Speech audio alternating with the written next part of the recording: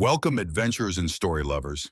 If you enjoy high-stakes heists, unexpected droid theatrics, and the thrill of outsmarting dangerous enemies, then you're in the right place. In this sci-fi tale, our intrepid heroes infiltrate a treacherous outpost with nothing but their wits, a brilliant mechanic, and a droid prone to quoting Shakespeare at the worst possible moments. Will they manage to expose the dark secrets of a powerful syndicate, or will their grand plan implode mid-soliloquy? Stay tuned to see how it all unfolds, from desperate escapes to surprising alliances. And don't forget to subscribe to the channel for more exciting adventures, riveting science fiction stories, and a chance to support our creative journey. Catch all the twists and turns and discover the fate of these unlikely heroes by listening to the whole story. Buckle up, it's going to be a wild ride. A metallic voice reverberated against the metal-plated walls of the abandoned orbital platform. To be or not to be? The speaker was G-37, an older model companion droid, whose luminous optical receptors flickered with a strangely theatrical vibrance. Standing beside G-37 was its owner, Darren Cross, a lean spacer with a perpetual smirk and a taste for high-stakes jobs. Darren pressed himself against the cold alloy of the corridor wall, heart pounding as crimson bolts of laser fire scorched the air mere centimeters away. For an instant, it felt like time froze. He could almost see the superheated particles radiating from each hostile shot. Then reality crashed back in, and he ducked down, adrenaline surging through every muscle. G-37's voice continued in an incongruously serene tone. "That is the question." "Gee, this is really not the time," Darren hissed, checking the charge on his blaster. The plan was supposed to be simple. Infiltrate the station, snatch the stolen data core from the Orange Circle's stash, and make a quick exit. No one had mentioned a small army of pirates descending upon the station at the exact same moment, nor had they hinted that G-37 would suddenly decide to treat the entire infiltration like a Shakespearean stage. A barrage of laser fire slammed into the opposite wall, sending sparks dancing across the hallway. The heat singed Darren's jacket sleeve, which was already full of ragged holes from prior misadventures. He cursed under his breath and wondered, not for the first time, why his droid's personality matrix had developed such a flair for drama. G-37, for its part, stood calmly in the open, reciting lines in its tinny monotone as if reciting from an ancient text was the pinnacle of normalcy during a lethal firefight. "Gee, if we survive this," Darren muttered, "I'm going to have you reprogrammed to read bedtime stories. Silent bedtime stories." G-37's head pivoted with a smooth whir of servos, focusing its glowing eyes on Darren. "Master, your vital signs suggest heightened stress. May I propose an interlude of comedic relief?" "Any more relief from you, and I'll be full of blaster holes," Darren snapped. A flash of movement at the corridor's far end drew his attention. A trio of Orange Circle enforcers racing forward, their weapons glowing with lethal potential. "All right, stand back, G. Let me handle this." He squeezed off several shots, each one humming through the pressurized air before striking dangerously close to the pirates. One bullet of energy caught the lead pirate in the shoulder, causing a pained cry to echo through the corridor. Darren seized the momentary lull, darting to a support beam for better cover. His mind worked overtime, scanning the corridor for other threats. This job had gone spectacularly wrong, and the only chance to salvage it and survive was to retreat. Beside him, G-37's dramatic recitations droned on. Darren gritted his teeth. He'd known the droid was temperamental, but this was a new level of glitching. Apparently, G-37 had cross-wired its personality matrix with some vintage archive of classical Earth literature. That whimsical code loop might be amusing in safer circumstances, but with a half-dozen heavily armed pirates bearing down, comedic timing was the last thing Darren needed. Another flurry of lasers forced him to flatten himself against the wall. The stolen data core he'd come to retrieve was still locked inside the central vault. As far as Darren could tell, this entire trip was a bust. If he didn't get off this station now, he wouldn't live long enough to regret leaving empty-handed. G-37's next dramatic line echoed, "Whether 'tis nobler in the mind to suffer—" "Not suffering at all," Darren muttered, sarcasm dripping from his tone. Then, steeling himself, he prepared for one last push to reach the emergency airlock. The hallway erupted in a brilliant flash as one of the Orange Circle pirates lobbed a miniature thermal detonator in Darren's direction. He acted on pure reflex, kicking the small orb with the side of his boot, sending it skidding back down the corridor. It detonated a second later, releasing a concussive wave that nearly flung him off his feet. The walls shook under the impact, and an alarm klaxon bellowed throughout the station. He gulped down a breath of recycled air, pressing a hand to his ear to dull the incessant ringing. G-37, still bizarrely upright, delivered another Shakespearean line. The slings and arrows of outrageous fortune. The droid's words cut off abruptly as Darren yanked it behind a half-collapsed beam for cover. "Shut up, G," he ground out, checking the corridor for signs of the pirates. If the Orange Circle thugs had any sense, they'd be taking cover themselves. "Time for Plan B." "Acknowledged, Master." "Bow," G-37 replied in its matter-of-fact monotone. "Would Plan B involve heroic self-sacrifice? Or perhaps a cunning last-minute ploy?" "It involves us not dying, that's all." Movement from behind him caught his eye. Another pair of pirates, armed with rifles, were advancing from the rear. Darren swore they were cornered. With the corridor ahead and behind cut off, the only alternative was the side hatch leading to a narrow maintenance chute. It was barely wide enough for a person, let alone a man and a hefty droid. Still, it beat staying put. He reached to his belt and unclipped a small electromagnetic pulse device. "Gee, sorry about this, but you're giving me no choice." The droid tilted its head. "Master?" Darren slapped the EMP disc onto G-37's chest plating. In an instant, the device discharged. G-37's eyes flickered like guttering candle flames, and the droid's speech dissolved into electronic static. A final half-formed phrase escaped its speaker: "To take arms against." Then G-37 went limp, a dead weight of metal and servo motors. "Could have done that 10 minutes ago," Darren muttered, though he felt a pang of guilt. G-37 might be irritating, but it had saved his hide more than once. No time to dwell on it. He hoisted the inert droid over his shoulder, straining under the weight. "You're a lot heavier when you're offline, buddy." Blaster fire sizzled past. Darren gritted his teeth, forcing his exhausted legs to move.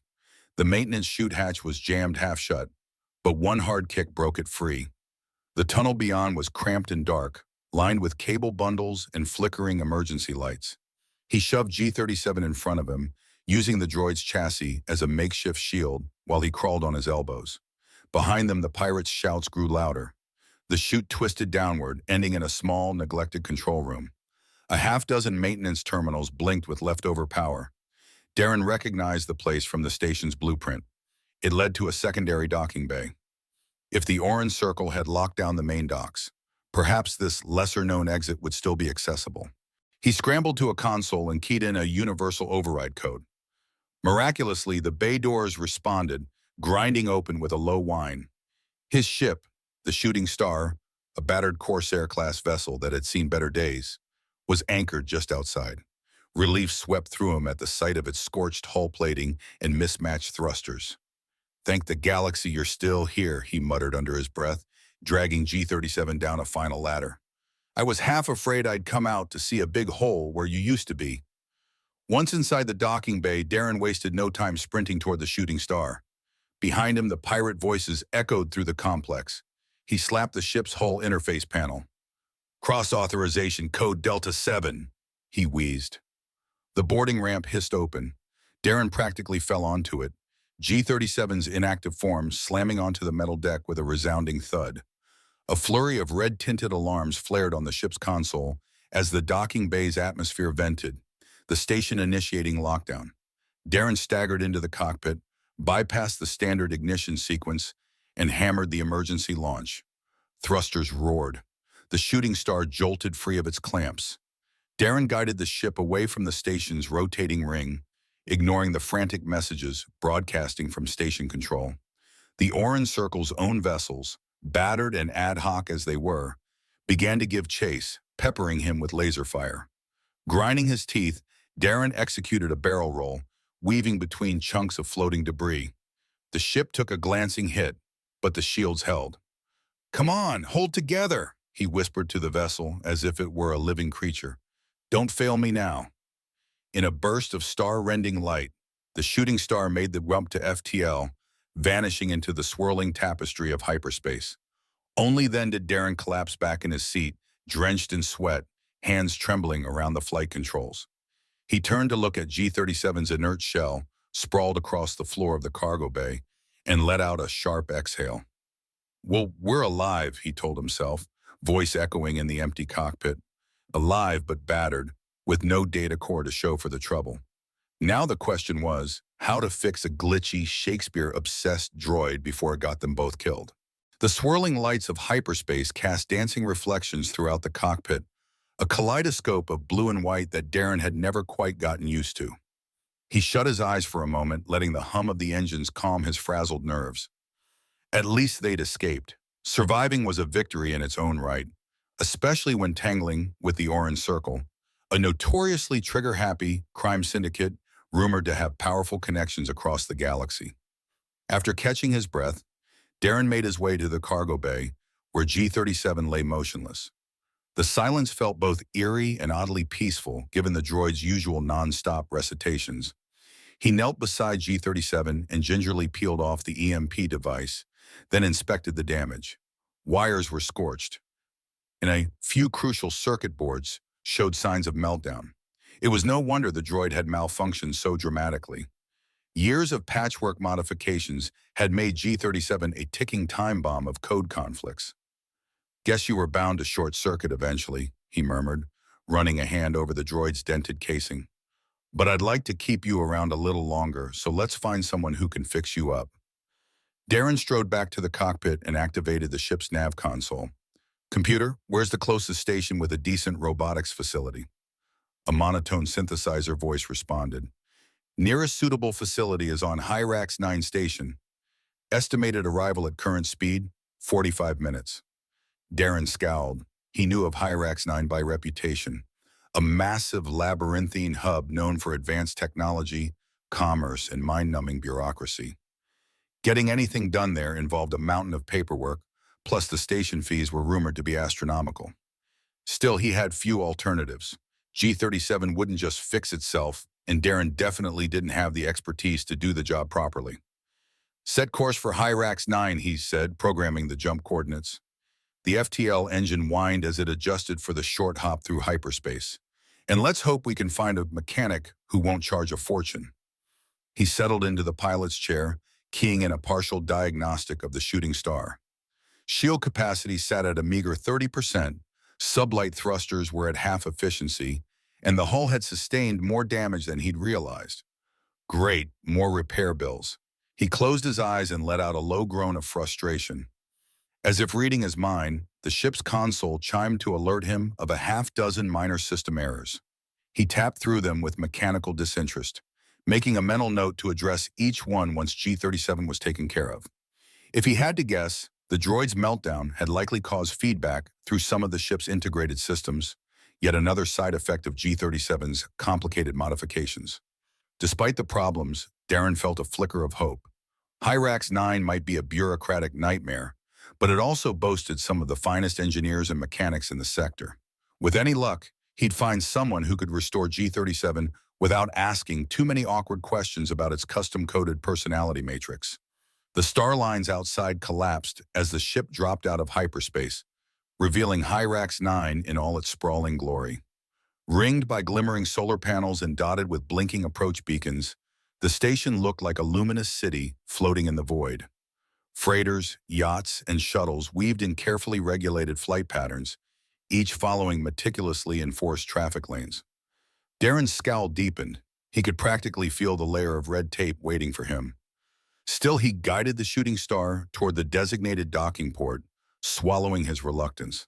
He had no choice. If G-37 was going to be saved, this was the place to do it. Hyrax 9's docking procedures proved every bit as tedious as rumors suggested. Darren spent 15 minutes just transmitting clearance codes, filling out automated forms, and confirming fees that seemed to multiply by the second. A stoic attendant drone greeted him at the airlock, requesting he present valid identification, a weapons permit, and something called an AI regulatory compliance slip for G-37. Are you kidding me, Bayer? Darren muttered, rummaging through his digital wallet on his wristcom. He's just a companion droid. Please note, the drone replied in a lifeless monotone, that all artificially intelligent units exceeding standard parameters must be declared to station authority under Article 31F. Darren groaned, recalling G-37's decidedly non-standard behavior. Fine, whatever. He tapped through the forms, forging a few minor details to smooth things over. He could worry about the legitimacy of these documents later. Right now, he just needed entry. Once he'd cleared the labyrinth of administrative nonsense, Darren commandeered a hover dolly from one of the station's equipment bays to transport G-37's inert chassis. The droid looked oddly forlorn, slumped over with lifeless optics, as Darren pushed it through the corridors of Hyrax 9. Passers-by, humans, reptilian traci, android clerks, and all manner of alien life, gave the unconventional pair curious, sometimes wary glances. The station's interior bore a strange blend of sleek modern design and cluttered commercial sprawl. Grand corridors lined with transparent walls offered glimpses into bustling marketplaces, while labyrinthine passages led to cramped workshops brimming with mechanical parts. Holo signs flickered overhead, advertising everything from exotic spices to advanced cybernetics. The air smelled of ozone, plastic, and a hint of spices from distant star systems. Darren finally arrived at a repair shop that station info kiosks touted as the best in robotics, Zante Mechanical Innovators. It was a modest storefront nestled between a thruster refurbishing garage and a vendor selling vacuum-sealed pastries. The shop's neon sign blinked in multiple languages, and behind its wide display window sat a half-assembled android arm clamped to a test bench, spasming in a mechanical twitch. "Here goes nothing," Darren mumbled. He pushed the hover dolly through the doorway, finding himself in a cluttered but surprisingly well-ordered workshop. Shelves lined the walls, stacked with servo motors, circuit boards, and an array of tools he couldn't begin to name. Strange contraptions hung from the ceiling, some half disassembled and others apparently in mid-repair. A slender figure with warm brown hair and cobalt blue skin peered out from behind a suspended monitor. She wore form-fitting coveralls flecked with smudges of oil and glowing microcircuit dust. A pair of tinted goggles rested atop her head, and when she spotted Darren, a puzzled expression crossed her face. "Welcome to Zante Mechanical. I'm Sela Zante," she said, wiping her hands on a cloth. Her voice held in easy confidence, and her golden eyes flicked briefly to G-37. "Wow, is that a Mark IV companion well, more like a Mark IV chassis with a Mark VII personality upgrade? Hard to tell under all these modifications." Darren managed a tight smile. "He's complicated. Name's Darren Cross. This is G-37. It's currently out of commission." Sela set aside her tools and walked over with an appraising look. "I'd say so. I'm reading multiple short circuits and a meltdown in the core logic center. Did you do these mods yourself?" "Some were done by previous owners, some by me." Darren shrugged. "Oh, he's never glitched out like this before. But in the middle of a fight, he starts quoting Shakespeare. Next thing I know, we're one EMP away from a meltdown." Sela's eyes gleamed with curiosity. "Shakespeare, huh? That's unusual. Mind if I run a quick diagnostic?" He nodded, stepping aside as Sela fired up a holo interface. She attached a few leads to G-37's chassis, her slender fingers dancing across the console. Every motion looked deliberate and precise. Darren watched, torn between hope and wariness. If she couldn't fix G-37 or if her price was too high, he had no backup plan. A soft hum filled the workshop as diagnostic data streamed across the holo display. Sela's brows furrowed. "You weren't kidding about complicated," she murmured. "It looks like your droid's personality matrix is cross-wired with an advanced cultural database. That's probably why it's reciting Earth literature. It's scanning its own memory and pulling up these references as some form of self-expression." Darren rubbed the back of his neck. "And can you fix that?"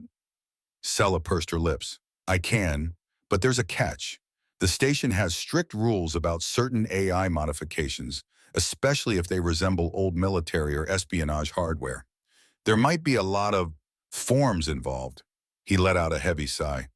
"Great, more bureaucracy." She flashed him a teasing grin. On Hyrax 9, paperwork is a way of life. But if you're willing to handle the red tape, I can handle the droid. Sella's workshop hummed with activity as she dove deeper into G37's systems. Over the next hour, Darren watched her dismantle portions of the droid's head casing, exposing complex wiring and miniature circuit boards stacked like puzzle pieces. Every so often, Sella let out a soft whistle or a curious, huh, as though she couldn't quite believe the labyrinth of code and hardware that formed G37's mind.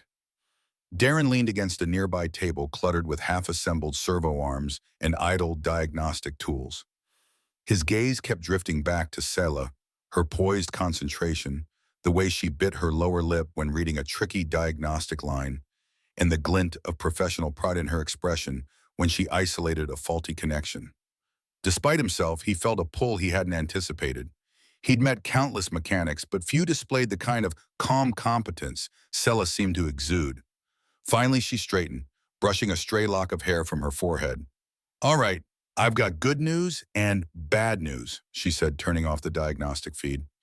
The good news, G37's meltdown is reversible. The internal hardware is mostly intact. The personality matrix will need recalibrating, but it's doable. Darren exhaled in relief. "That's better than I expected." "So what's the bad news?"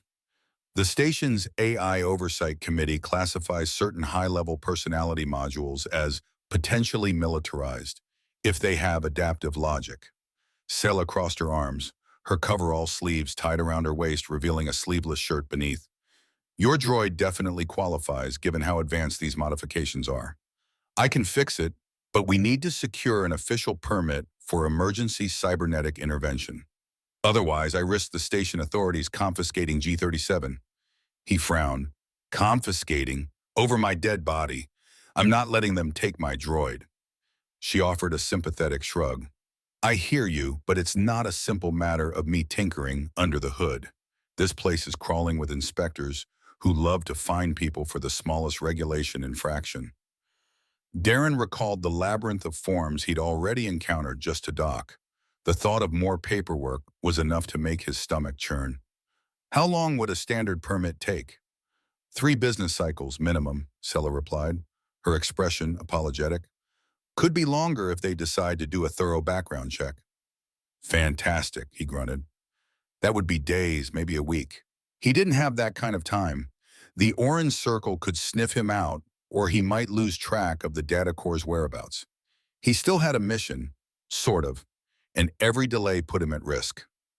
"Any chance you can fast-track it?" A slow, mischievous smile curved her lips. "There is a specific clause in the regs that allows emergency repairs if the AI is deemed emotionally dependent on its owner. That requires less oversight, and we might be able to slip it through under Code 47B.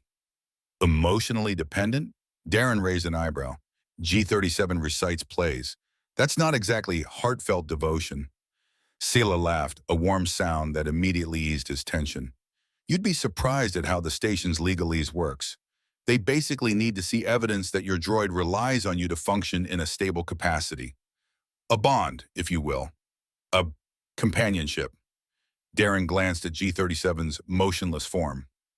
The droid had saved his life more times than he could count, but calling it a heartfelt emotional bond was a stretch. "And how exactly do we prove that?"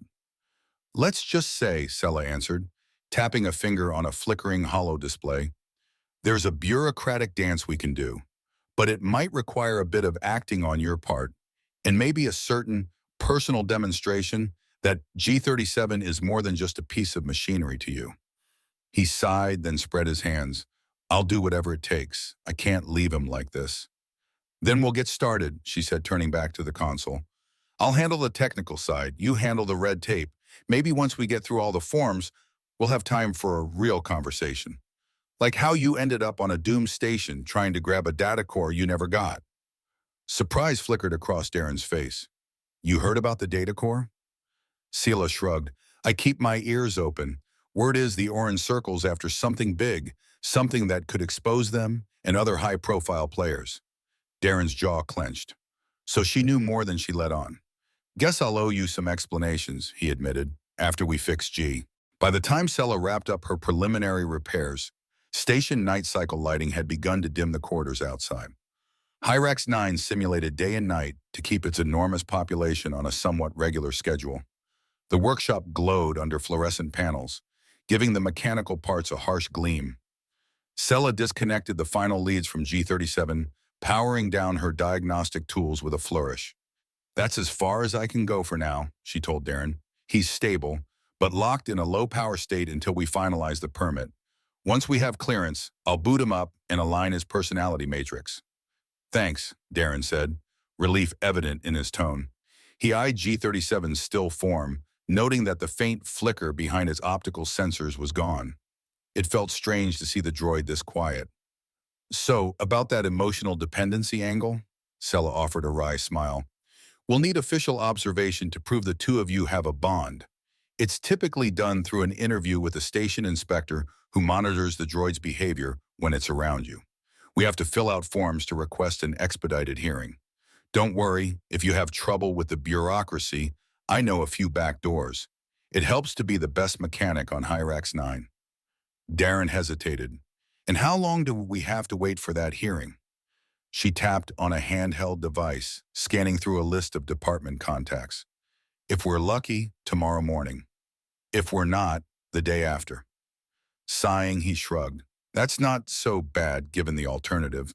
I'm going to crash on my ship tonight, I guess." Or, Sella paused, cheeks tinted a slightly deeper blue. "We could discuss your other problems, like why the orange circle was chasing you, for a bit longer. Over dinner, maybe?" He blinked, caught off guard. The day's stresses flashed through his mind. Near-death escapes, lost data cores, droid malfunctions. A normal life felt light years away. Yet here stood Sella, with an inviting spark in her eyes. It was an unexpected proposition, but a surprising warmth spread through his chest at the idea of conversation that didn't involve dodging laser bolts or filling out forms.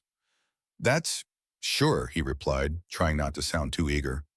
"Dinner sounds good." She grinned, setting aside her tools. "There's a place a few levels up, real food, not just synthesized algae. It's a bit pricey, but they have the best grilled Terex fillets you'll find on this station. Interested?" "Lead the way," Darren said, stealing one last glance at G37. The droid's repairs would have to wait. He couldn't do anything more tonight anyway. "But I'm warning you, the last time I ate real food, it didn't sit too well. My body's used to cheap rations." She laughed and tossed him a shop towel. "We'll survive, tough guy. You might want to wipe off some of that grime first, unless you plan to smell like scorched wiring." Darren looked down at himself, noticing the streaks of soot and singed fabric. He scrubbed half-heartedly at his shirt and jacket, more concerned about the nest of anxious thoughts swirling in his mind, the data core he'd failed to retrieve, the unstoppable orange circle, and the precarious state of G37. Yet, as he followed Sella out of the workshop and into the corridor, he felt a tiny thrill unrelated to any mission. She walked with easy confidence, her posture both relaxed and purposeful. And although her coveralls were spattered with oil and microcircuit dust, she wore them with a certain elegance. They stepped onto a lift that swept them through the station's interior.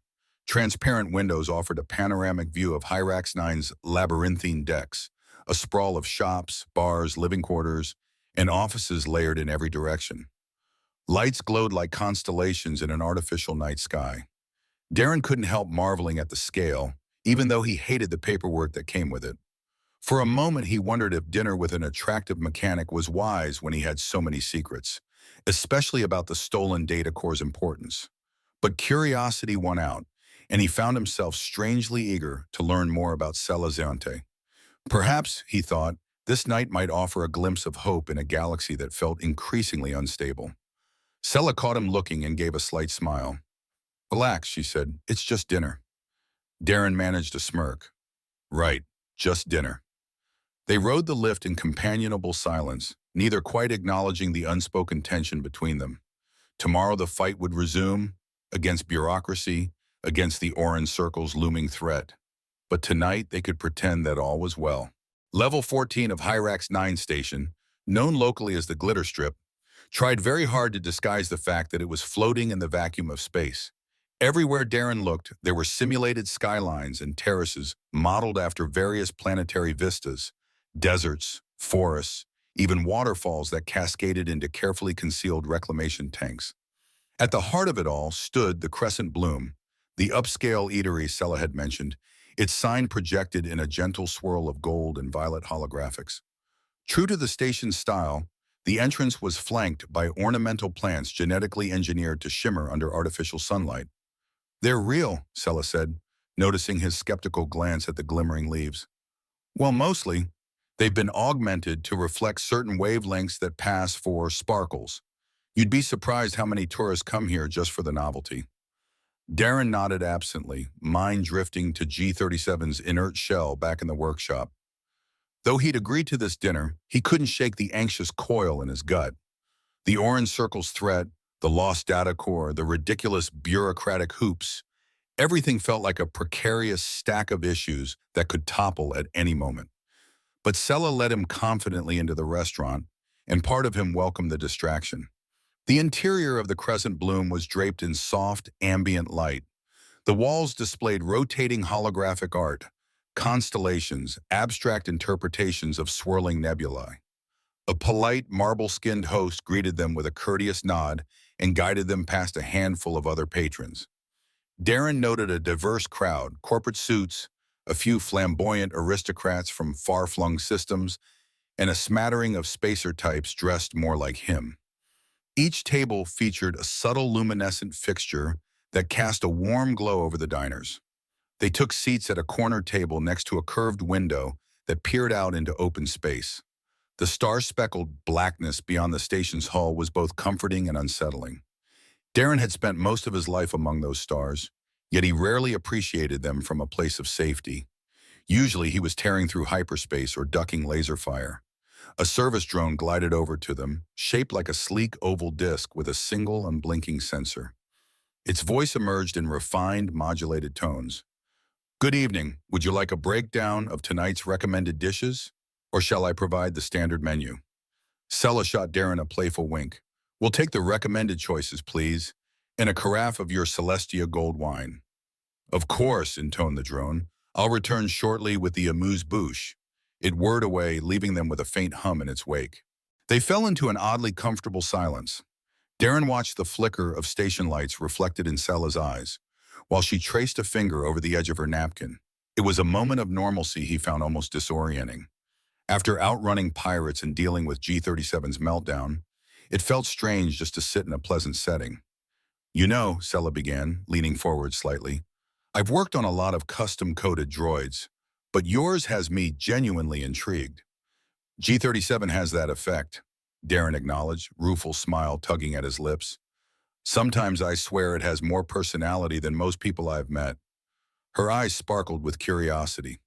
"In my earlier scans, I saw references to hidden security subroutines, markers that reminded me of old Confederate military code. You realize that might make the station authorities more interested than we'd like." He nodded. "I'd stripped out most of its original design years ago, or so I thought. Guess I wasn't thorough enough. Either that or G is more resourceful than I gave it credit for." "Well," Sella said, "we'll handle that. With some creative paperwork, we can keep the station from confiscating it. But I sense there's a bigger story here, Darren. Something about that data core you tried to grab, something people would kill for." He studied her a moment, weighing how much to reveal. The sense of trust he felt towards Sela was unsettlingly strong for someone he'd just met, but it also felt right. "I can't say too much, not until I'm sure what's on it. The rumor is that it contains flight logs and financial ledgers linking the Orange Circle to half the major powers in this region. They wouldn't want that going public." Sela's expression hardened. "Corruption in high places, then. Figures." Before he could respond, the service drone returned, placing 2 amuse-bouche dishes on the table, delicate morsels arranged like pieces of edible art. "Enjoy," it intoned, drifting away again.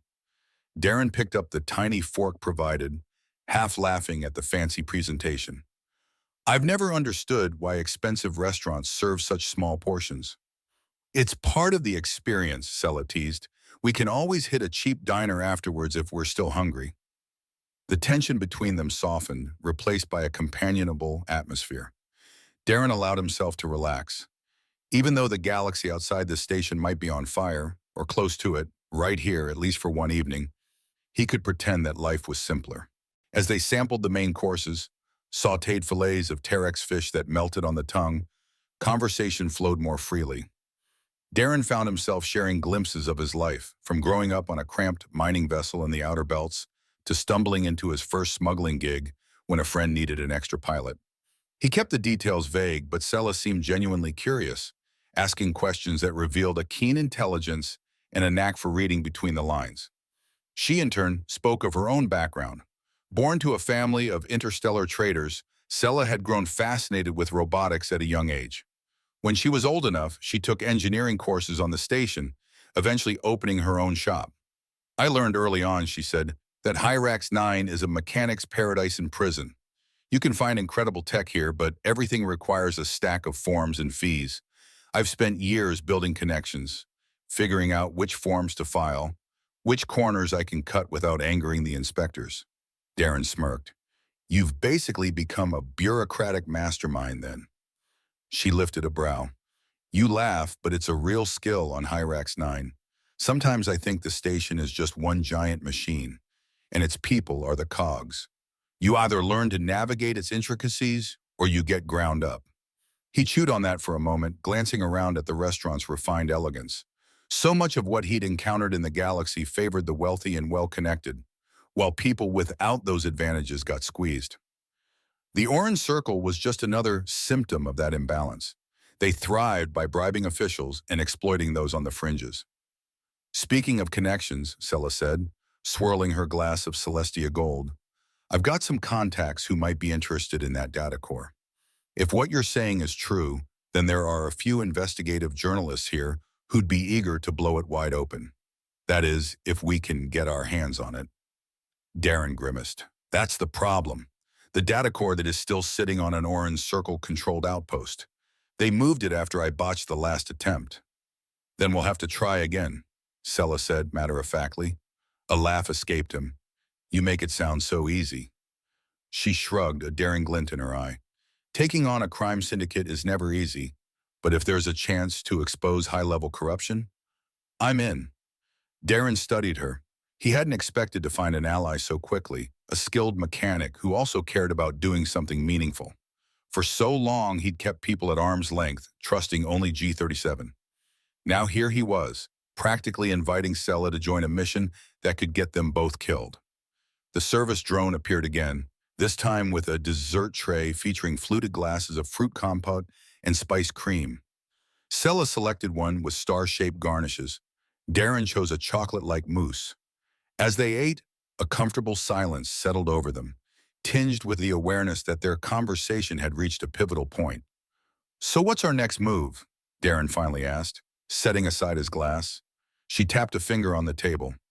We get G-37 recognized under that emotional dependency clause. That buys us time to finalize repairs without the station seizing it. Then we plan how to retrieve the data core. I still have my old station passcodes from when I took on military contracts. Might be enough to get us in where we need to go. Let's just hope the Orange Circle isn't watching too closely, he muttered. Sella reached over and squeezed his hand, her skin warm against his. I won't lie, this is dangerous. But if we can pull it off, we might disrupt the syndicate's entire operation. And that's worth the risk, don't you think? The sincerity in her gaze caught him off guard. Darren nodded slowly, fingers wrapping around hers. In that moment, they formed an unspoken agreement. They were in this together, come what may. Dinner wrapped up with the arrival of the bill, which made Darren's eyebrows shoot up. Hyrax 9's exorbitant pricing was alive and well. Sella simply chuckled at his expression, tapping a few digits into a handheld device to split the cost.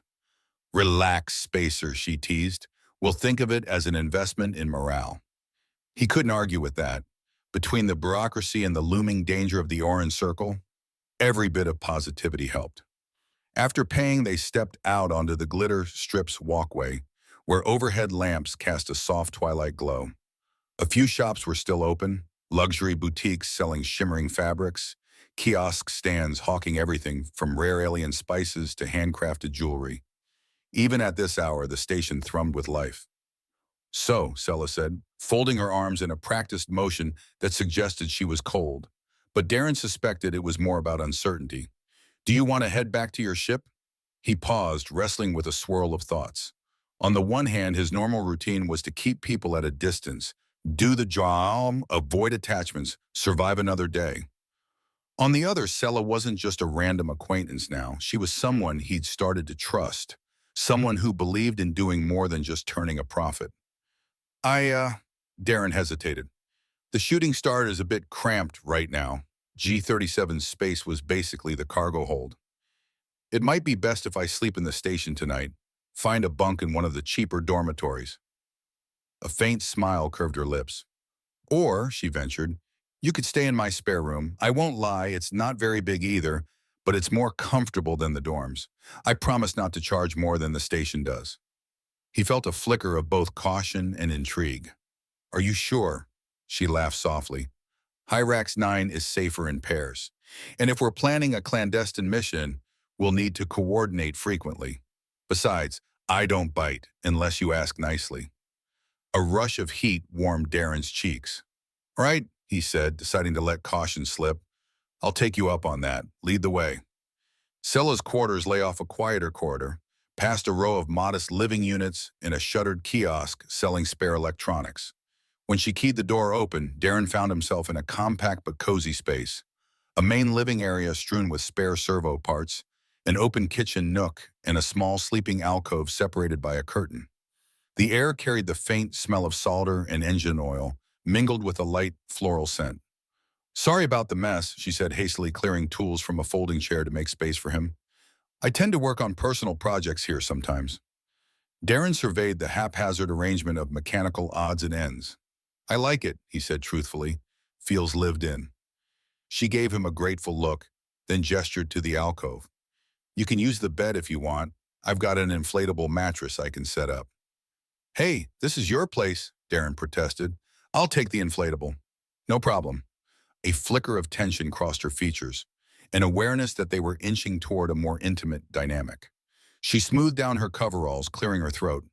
All right, if you insist, I'll grab the mattress. She walked to a small closet, rummaging around for a self-inflating pad. Left alone, Darren stood awkwardly in the middle of the cluttered living area. He took in the details. Half-constructed droid limbs on shelves, a blueprint pinned to the wall depicting some advanced propulsion system, photos of Sella with what looked like family or old colleagues. Most depicted her laughing or covered in grease, exuding an unmistakable passion for tinkering.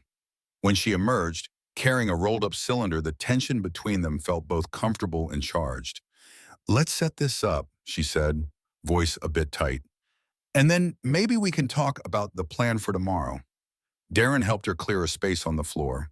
They unrolled the mattress, and Sella pressed a small button that hissed as the pad expanded. Their hands brushed in the process, sending an inexplicable tingle up his arm. He busied himself with adjusting the corners, but couldn't deny the warmth blossoming inside his chest. Once everything was set, she exhaled a soft laugh and folded her arms, observing him. I guess tomorrow we become bureaucratic warriors, showing the inspectors that G-37 is basically like family. Sounds like the strangest performance I've ever given, Darren admitted. Sela cracked a smile. We'll manage. It'll be worth it, right? He nodded, noting how her eyes caught the glow of the overhead light. Definitely worth it. Morning on Hyrax 9 arrived not in a burst of natural sunlight, but through a subtle shift in the station's overhead illumination system. Sella had set an alarm, and a gentle tone chimed through the living area. Darren blinked awake on the inflatable mattress, momentarily disoriented by the unfamiliar surroundings.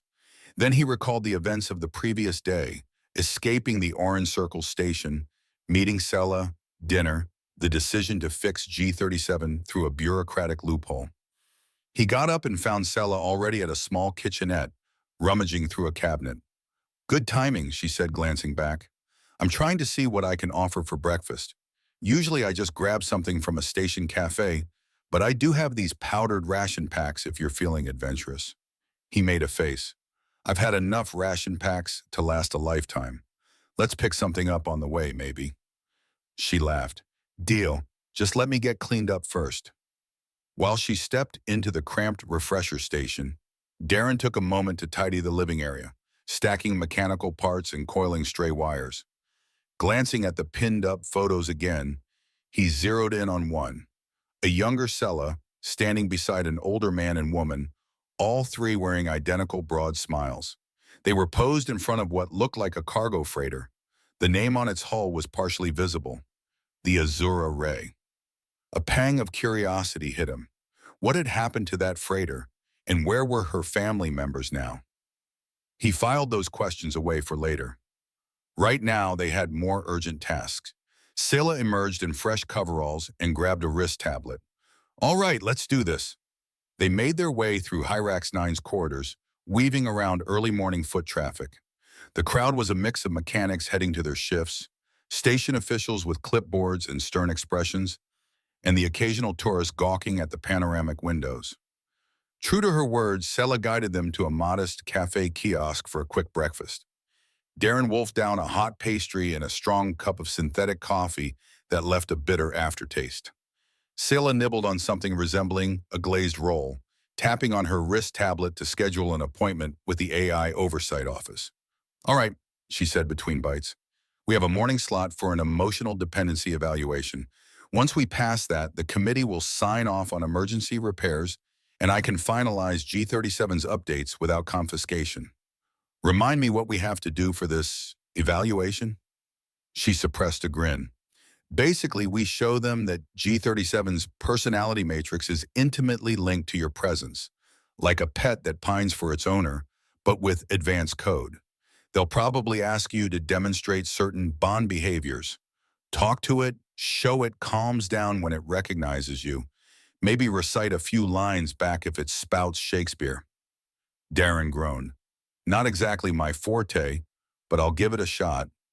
They finished their quick breakfast and continued to the administrative center, a sprawling cluster of offices with neon signs indicating departments like drone licensing, organic quarantine, and waste disposal permits.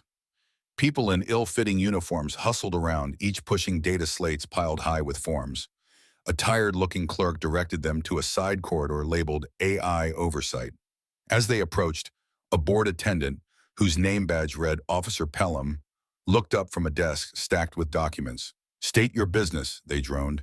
Sella stepped forward confidently. We have an appointment for an emotional dependency evaluation regarding a custom AI unit designated G37.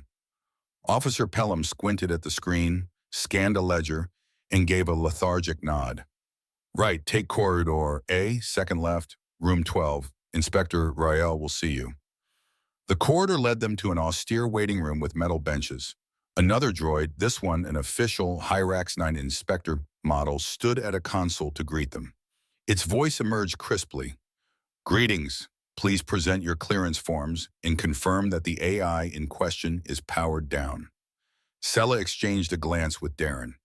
Everything depended on them putting on a convincing show, and on G37's dormant personality returning without skipping into another recitation of Shakespeare's greatest hits. Let's do this, Darren said under his breath, stepping forward to face the inspector. The waiting room's steel chairs felt even less comfortable than they looked as Darren and Sella settled in with G37's inert chassis propped between them on a portable dolly.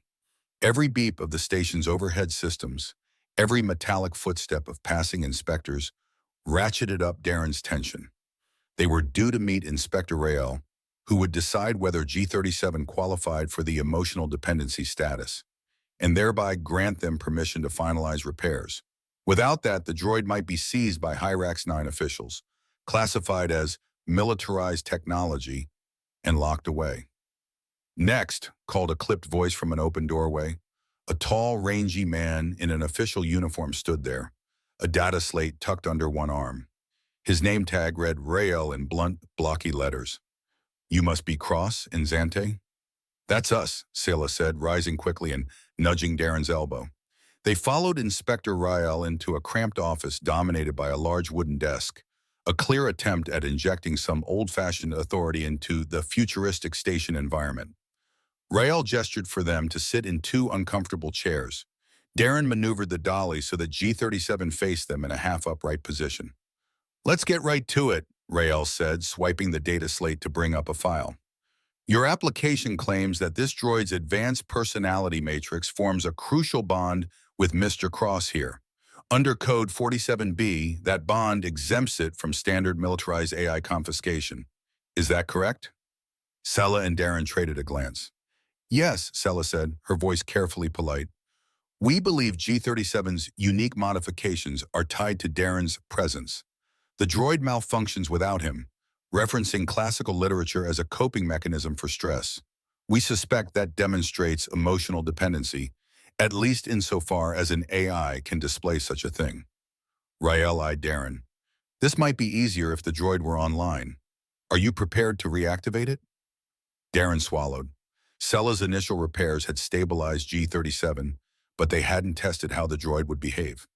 If it slipped back into theatrical outbursts, the entire hearing could unravel. Still, they had no choice. "Yes, I think so," Darren said, reaching into a small side panel on G-37's torso and switching on the power sequence. A faint hum filled the air.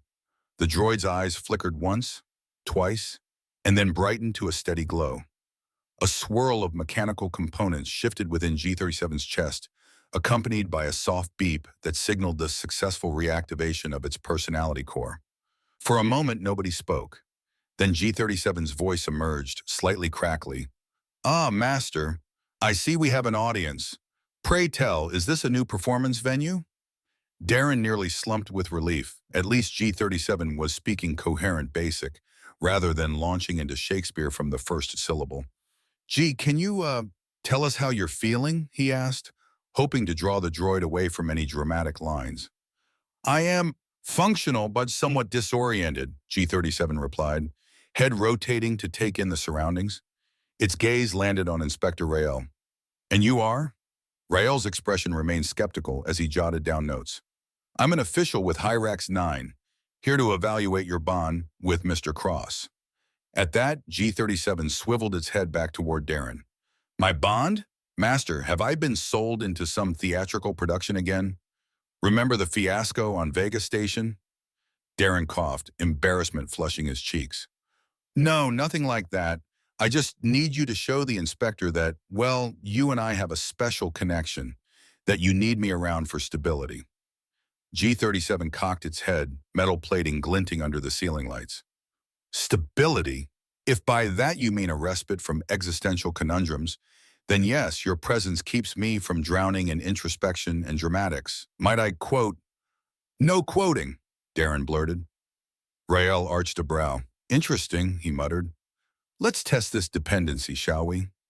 Miss Zanti, could you leave the office with Mr. Cross for a moment? I want to see how the droid reacts when you're absent." Darren hesitated, but Sella nodded and tugged him by the arm. "We'll be right outside, G," she said. "Abandonment," G-37 exclaimed in a theatrical tone as the two exited. "Left alone with naught, but—" The door closed behind them, muffling the rest of the droid's lament.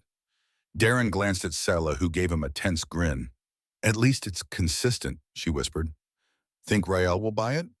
"We'll see," Darren replied, trying to calm the swirl of nerves in his stomach. They waited in the corridor for what felt like an eternity, though it was likely just a few minutes. Darren shifted his weight from foot to foot, mind racing with potential scenarios. If Rael wasn't convinced of the so-called emotional dependency, they'd have to jump through even more hoops. Maybe attempt some risky black market arrangement to hide G-37. He recalled the labyrinth of station bureaucracy. This was their best shot at going legit. Finally, the door slid open and Inspector Rael emerged, summoning them back inside. G-37 stood where they'd left it, but its eyes were dimmer, and it slouched forward slightly as though dispirited. The moment Darren stepped inside, the droid's optics brightened. "Master," G-37 exclaimed, relief in its metallic tone. "You've returned. My sensors indicate an elevated heart rate. Have you been in peril?" No," Darren said, forcing a smile. "Just outside." Rael cleared his throat. "Well, the droid did exhibit signs of agitation without you, repeatedly referencing some monologue about sorrow and solitude. It calmed the moment you re-entered. This suggests a definite link between its behavioral stability and your presence. Sella beamed discreetly. Darren felt something unclench in his chest. They might just pull this off. Before I finalize my report, Rael continued, there is one more element to verify. The matter of militarized software. The records indicate that G-37's chassis once belonged to a tactical unit. Are you aware that under station law, any advanced or repurposed combat AI must be accompanied by a licensed technician at all times? Licensed technician?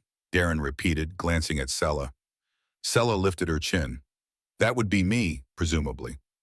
Inspector Rael nodded. It is indeed. You're listed as G-37's designated mechanic, Ms. Zante. This means you and Mr. Cross must remain together with the droid while on Hyrax 9. No matter how we classify its emotional bond, it's still a flagged AI under station regulation. The rules require it to stay within range of its certified caretaker. Darren raised an eyebrow, shooting Sella a quick, uncertain look. The notion of being tied so closely might have been cause for alarm under different circumstances. But given their blossoming relationship and the precarious nature of their upcoming plans, maybe this was convenient. They had already decided to team up, after all. All right, Sella said softly. I can comply with that. Rael tapped on his slate. Very well, I will grant your application under Code 47B. G-37 will be allowed full repair. As long as Ms. Zante remains its registered technician and Mr. Cross remains actively involved to ensure G-37's emotional stabilization, the station won't confiscate it. That was it. Darren felt the weight lift from his shoulders. G-37 was safe, legally at least. All that remained was finalizing the repairs. Thank you, Inspector. Rael glanced up, wearing an expression that suggested mild amusement. You'd be surprised how many times I've processed an emotional bond request for a droid. Hyrax 9 is a magnet for oddities. Just keep it under control. I don't want a meltdown at some public event. G-37's eyes glowed in what could almost be interpreted as a pout. I resent the notion of meltdown, sir. My theatrics are purely for expressive effect. Rael allowed himself a grudging nod. As long as it remains purely expressive. He handed them a signed digital document. You're cleared. A sense of exhilaration flooded Darren as they left the office, G-37 trundling along behind them on its dolly. They'd won a small victory against the station's bureaucracy. Now there was only the matter of the stolen data core and a powerful crime syndicate that wouldn't go down without a fight. Back at Sella's workshop, the mood was celebratory. The official permit allowed Sella to connect G-37 to her diagnostic suite without fear of station seizures. She wasted no time in fine-tuning the droid's logic center, clearing out old bits of military code that caused potential aggression triggers, and refining the cultural database references so G-37 could switch from Shakespearean monologues to normal speech more seamlessly. Darren stayed close by, answering G-37's occasional questions and marveling at how different the droid sounded once the major bugs were ironed out. While G-37 still possessed a certain dramatic flair, it no longer lapsed into entire soliloquies at every emotional spike. I've retained a modest appreciation for classical earthworks, G-37 said, its tone calmer but still melodic. But now I can cross-reference them with relevant context rather than blurting them out mid-blaster fight. Darren grinned. That's excellent news. No more quoting tragedy while we're on the run from pirates. Across the shop, Sella leaned over a console, entering the final sequences of code. After a moment, she stepped back, dusting her hands on her coveralls. Done, she pronounced. G-37 should be stable, both emotionally and functionally. Darren exhaled with relief. I can't thank you enough, seriously. She flashed him a smile that made his pulse quicken. Consider it part of our partnership. In that moment, the reality of their joint venture hit him again. They had bigger stakes now. The data core was out there, presumably locked down in an Orange Circle facility. Exposing the corruption on it could undermine the syndicate's grip on whole swaths of the sector. But retrieving it a second time would be far riskier than the first attempt. Speaking of partnerships, G-37 interjected, I notice an increased level of hormonal fluctuation between you two. Is this relevant to my status as an emotionally dependent AI? Darren felt heat rush to his cheeks. G, Sella choked back a laugh, focusing intently on rearranging a few spare parts. We might have gotten a little closer while you were offline. How delightfully melodramatic, G37 replied, an audible tinge of amusement coloring its voice. I shall refrain from quoting Romeo and Juliet, though it is tempting. Darren rubbed the back of his neck, stepping around piles of mechanical components to join Selah at her workbench. So, he said softly, about that second attempt on the data core. You mentioned you still have old station passcodes from your military contract days. Think they could get us in where we need to go? She nodded, eyes narrowing with concentration as she pulled a small data crystal from a locked drawer. They're outdated, but if the Orange Circle's facility is using standard Federation protocols or something derived from them, I might be able to piggyback in. It depends on how paranoid they are. G37 rolled up beside them. And might I add, we need a plan for distracting any guards or security systems. I'm not opposed to a theatrical diversion, provided you don't EMP me mid-performance again. Darren smirked. I promise, no more EMPs unless it's a life or death situation. Sella unrolled a schematic of the Orange Circle outpost. The blueprint was partial, likely gleaned from old star charts and public records. Here, she pointed to a side corridor, we can enter through a maintenance conduit. According to these references, it leads to a sub-level near the main data vault. If we can time it right, we'll have minimal security to worry about. And if we can't time it right, Darren asked. She pursed her lips. We improvise. G37 can provide a distraction. Meanwhile, you and I slip into the vault, grab the core, and transmit the data to multiple trusted recipients. If we just steal it, the Orange Circle might hunt us forever. But if the info is widely leaked, the syndicate loses its leverage. Darren liked the logic. So we get in, copy the data, and broadcast it to whoever might use it to prosecute or expose them. Journalists, law enforcement, political rivals, you name it. G37's optics glowed brighter. A grand stage indeed. When do we begin? Sella exchanged a look with Darren. Tomorrow, she said. Give me a night to prep the passcodes and ensure the outpost security patterns haven't changed drastically. We'll want to do this right.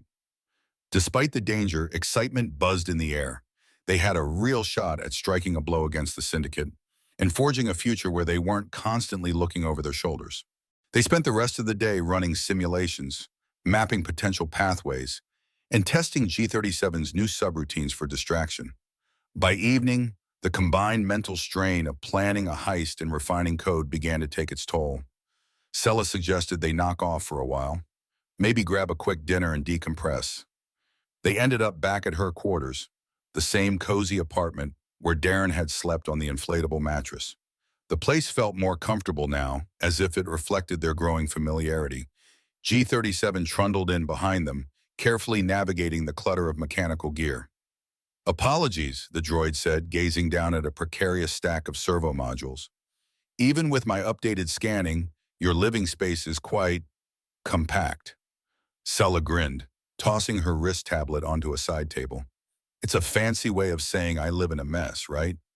I would never criticize my esteemed technician, G37 responded with mock indignation. Darren's stomach rumbled in protest, reminding him that he hadn't eaten since midday. He glanced toward the small kitchen nook. Any chance we can scrounge up something better than those powdered ration packs? Actually, Sella said, rummaging in a cabinet, I picked up a couple of fresh meal kits from the market.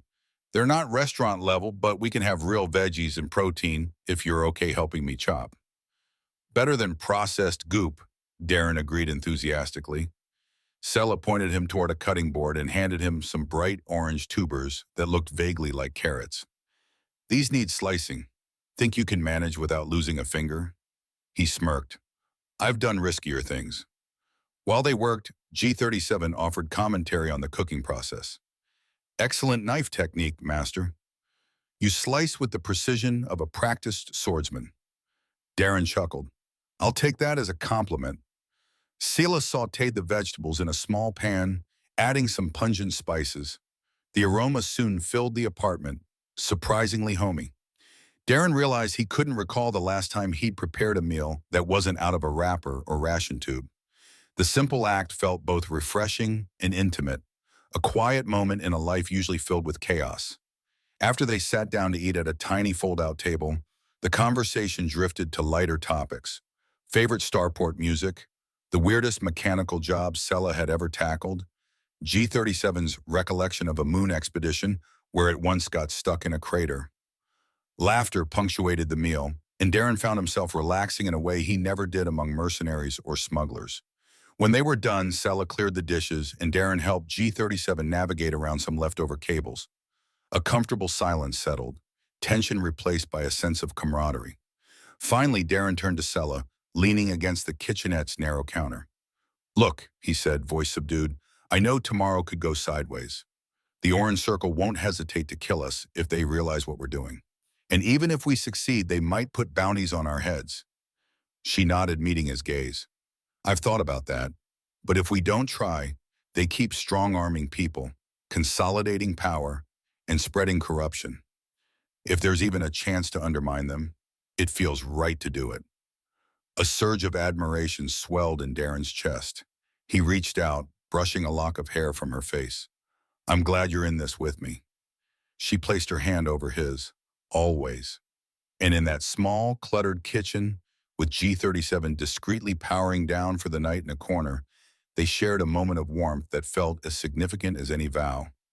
Tomorrow they would face danger together, but tonight at least they could savor the tenuous peace they had found. The next day arrived far too quickly. Armed with Sella's updated passcodes and G-37's refined theatrics, they boarded Darren's ship, the Shooting Star, and set course for the remote Orange Circle outpost.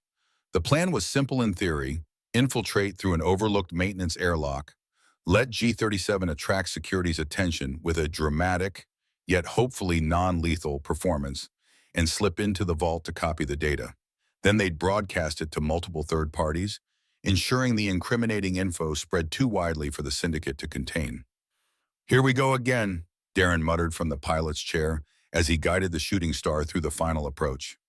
The outpost loomed ahead, a patchwork structure of metal plating and blinking hazard lights, built onto the husk of a long-abandoned mining station. Sparse records indicated minimal staff, probably a skeleton crew of mercenaries. Sella, sitting in the co-pilot's seat, checked her console. "I'm spoofing their sensors with a ghost transponder signature. We'll look like a worn-out freighter hauling raw ore." G-37's voice emerged from the back compartment. "I must warn you, I'll be reciting from an original comedic piece if that's acceptable. My Shakespeare repertoire needs rest." Darren and Sella exchanged an amused glance. "Go for it," Darren called back, "as long as it keeps them distracted." Moments later, the outpost docking clamps locked onto the Shooting Star with a metal clang that reverberated through the hull. Darren powered down the engines to minimal output, forcing a calm he didn't entirely feel. The memory of their last infiltration, blaster fire, frantic escapes, still lingered at the edges of his mind. Sella glanced at him. "Ready?" He nodded. "We've got this." They opened the ship's hatch and stepped onto a small, dimly lit docking bay. Pipes and cables snaked along the ceiling, and overhead lights flickered with an inconsistent hum.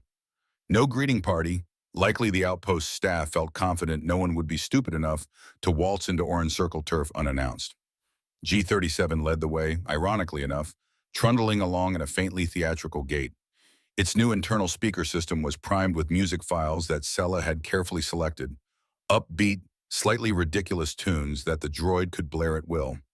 The plan was to have G-37 cause enough of a stir to pull guards away from the vault. Sure enough, as they neared the main corridor, a pair of Orange Circle enforcers rounded a corner, eyes narrowed, weapons partly raised in suspicion. "Who are you, Wamo?" one barked. G-37 answered with an enthusiastic wave. "Greetings, esteemed guardians of this hallowed facility. Pray, attend to my show." Before either guard could react, the droid blasted a lively tune from its speakers, then launched into a comedic routine about interstellar trade taxes, likely the first time these hardened criminals had been subjected to such a spectacle. Sella suppressed laughter as the guard stared, dumbfounded. "What in the—" one guard muttered, stepping closer. Darren and Sella used that moment of confusion to slip down a side passage. G-37 continued rambling behind them in an animated tone, clanking around to keep the guards' focus. The corridor they entered was empty, lined with sealed doors. A flickering overhead sign read, "Storage," and beyond that an arrow pointed to main server vault. "So far, so good," Sela whispered, tapping a panel to access the outpost's internal map. Her old passcodes got them through the first set of locked doors. They descended 2 flights of stairs, the metal steps vibrating under their feet. At the bottom, they found the main vault, a thick, reinforced door with a keypad console. Sela quickly plugged in her data crystal, overriding the lock with practiced skill. Her brow furrowed in concentration. "They've upgraded their firewall. It'll take a minute." Darren kept watch, heart thundering. From somewhere above, a distant clamor suggested G-37 had drawn more guards with its comedic spectacle. "Hurry," he urged, scanning the corridor. There was a hiss, and the door slid open. Sela grinned triumphantly, and they stepped into a cold, sterile chamber lined with data servers. Centered on a pedestal was the core they were after, an oblong black casing covered in blinking lights. "Jackpot," Darren breathed. Sela approached the device, hooking a small interface to it. "Copying everything now," she said. Her voice shook with excitement. "Coordinates, transaction records, bribes. This is enough to rock half the major powers in the sector." The seconds stretched like hours as the transfer bar crawled across Sela's wrist tablet. Darren tried not to hold his breath. Then the display flashed. "Transfer complete." "We got it," she said, face alight. "Let's blow this place," Darren replied, adrenaline surging. They retraced their steps, vault door shutting behind them. At the top of the stairs, G-37's comedic routine had apparently escalated into a full musical number. Darren spotted at least 4 guards brandishing weapons in utter confusion, barking for the droid to shut up or else. Perfect. The biggest threat was that G-37 might actually get shot. But the droid was tough, and this was their window. He nudged Sela forward, slipping around a stack of crates. So far, so good. They were almost to the docking bay when alarms blared, red lights flashing. A harsh mechanical voice rang out. "Intruder alert. Lockdown initiated." Darren cursed. "They've realized what we're up to." Sela tapped her comm. "G, time to retreat." From down the corridor, G-37's voice echoed. "Exit. Stage left." Then clanking steps signaled the droid's approach as it wheeled away from the guards, still babbling comedic lines. Blaster fire rattled the walls, scorching metal panels.